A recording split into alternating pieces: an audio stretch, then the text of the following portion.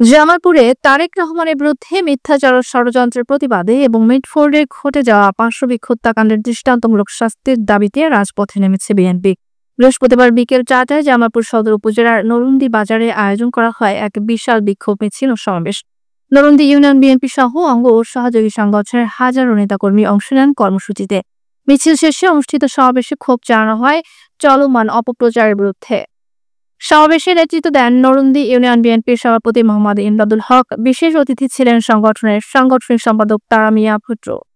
সঞ্চালনায় ছিলেন সাধারণ সম্পাদক মোহাম্মদ সুফিয়ান কবির শিপন। নেতারা বলেন, তারেক রহমানকে টার্গেট করে সরকার পরিকল্পিত অপপ্রচার চালাচ্ছে, যা দেশের গণতান্ত্রিক পরিবেশকে নষ্ট করছে।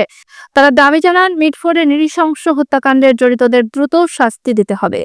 বিক্ষোভ মিছিল শান্তিপূর্ণভাবে শেষ হয়। স্থানীয় নেতাকর্মীরা জানান, বিএনপি নেতৃত্বের বিরুদ্ধে ষড়যন্ত্রের প্রতিবাদে এবং মানুষের ন্যায় বিচারের দাবিতে এ ধরনের কর্মসূচি অব্যাহত থাকবে।